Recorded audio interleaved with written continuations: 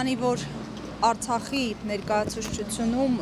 խոզարկություն է ընթանում քննչական գործողություններ, այս համատեքստում փաստացի կարող ենք արձանագրել, որ Արցախի հարցը ինչքան էլ փորձում են հայտարարել, որ պետք է փակվի, շարունակում է բաց մնալ եւ այսպես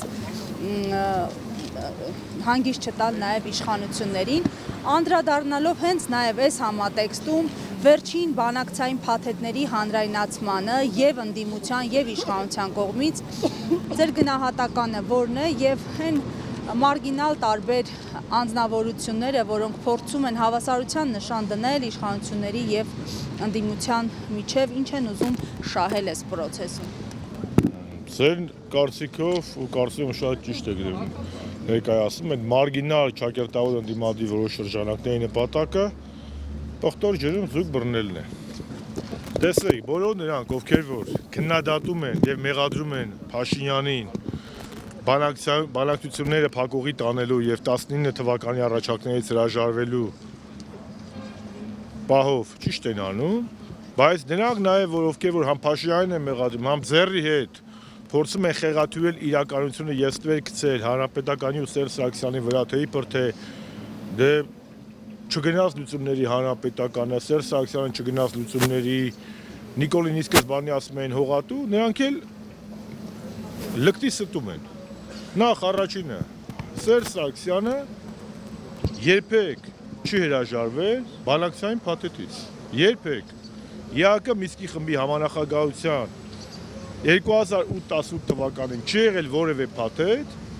որտեղ առաջարկ փաթեթ պաշտոնական, որից Սերժ Սարգսյանը հրաժարվի։ Ընդհակառակը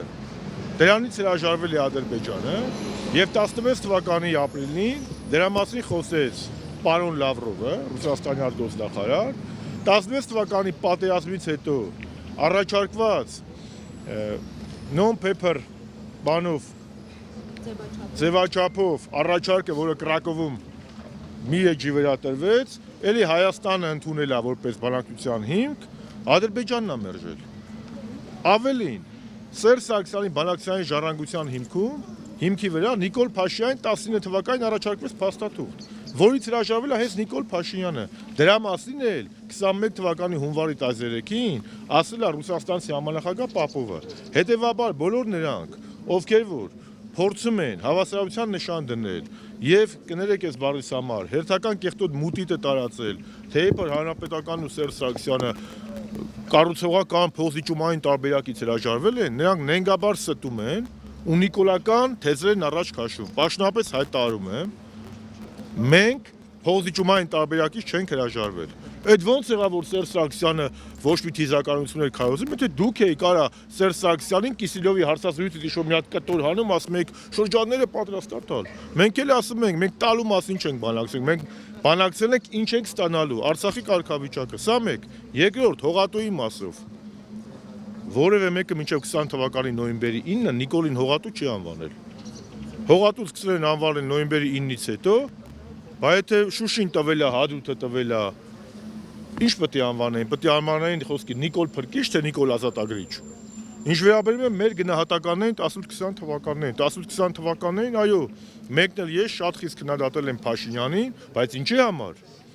որ ինքը փոխել է բանակցային ձևաչափը, որ ինքը ոչ թե Սերժ Սարգսյանի բանակցային ժառանգությունն է հիմք ընդունել, իսկ Սերժ Սարգսյանի բանակցային ժառանգությունը դա համանախագահ երկրների առաջարկներն էին, այլասրա ես սկսում եմ իմ զրոյական կետից։ Բայց չքննադատեի, իսկ այդ գործիչներից մեկը, որ պարլամենտում էր, քննադատում էր այդ ժամանակ։ Այո, իսկ երբ որ մենք ասում ենք, որ Լավրովը ասում է, որ առաջարկություններ ենք ներկայացրել, իրանք չեն կանգնում ասում, մենք մեր արտգործնախարարին ու վարչապետին վստահում ենք։ Իսկ նոյեմբերի 9-ից հետո էլի վստահեցիք, իսկ երբ որ Լաչինը հանձնում էր, մենք ասում ենք Լաչին ինչու է հանձնում, ասում եք դա է միջանցքային տրամաբանության այլընտրանքը։ Հիմա Լաչինն էլ հանձնեց, ամբողջ Արցախն էլ հանձնեց, միջանցքն տալիս է։ Հետևաբար մեր քննադատությունը Նիկոլ Փաշինյանին ուղղված է եղել մի բանի համար, որ ինքը 18-20 թվականներին միտումնավոր հենց առաջի օրը մայիսի 9-ին Արցախում փորձել է խեղաթյուրել բանակցային ձևաչափը եւ ուլտիմատում ներկայացրել համանախագահ երկրների ղեկավարներին, դուք պատկերացնում եք Տրամպի, Մակրոնի մեկ էլ Պուտինի դեմքը, երբ որ մարդիկ հեռուստացույցից են իմանում, որ Նիկոլ Փաշինյանն ասում է ֆորմատը պետք է փոխվի, մինչև Ղարաբաղը չմասնակցի, ես բանակցություններին պատրաստ չեմ։ Պատկերացնում եք այդ մարդկանց դեմքը, երբ որ Նիկոլ Փաշինյանը 19 թվականի հունիսի պաշտոնական առաջարկներին 2019-ի օգոստոսին հայտարարում է Արցախը Հայաստանը եւ վերջ։ Մենք քննադատել ենք Նիկոլին ապակառուցողական լինելու, սուպեր կեղծ հայնասիրական լինելու, ոչ մի թիզական լինելու մեջ։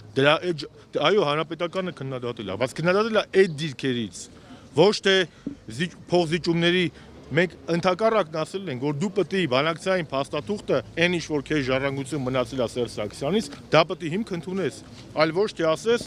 ես դեռ պետք է համանախագահները ասեն, ես ընդունեմ թե չընդունեմ։ Սա է ամբողջ խնդիրը։ Եվ այդ իմաստով բոլոր այն գործիչները, ովքեր որ փորձում են հավասարության նշան դնել, թող մի հատ նայեն իրանք 18-20 թվականներին, պատերազմից հետո ինչպիսի դիրքորոշում են ունեցել,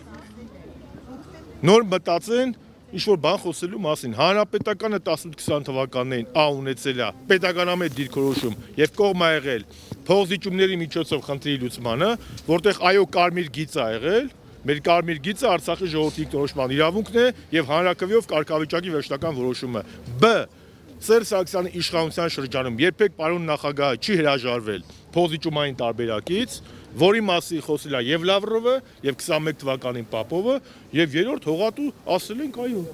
երբ որ կապիտուլյացիա է բերել, թող ազատագրեր, ասենք ծափահարեն sense։ Ինչի մասին, եւ այդ ձևի գաղտնիքների արտահայտողները ժողովուրդ իմ համար ավելի վտանգավոր են, քան ԿՊԱ-ականները, որովհետեւ նրանք մոլորության մեջ են գցում հանրությանը։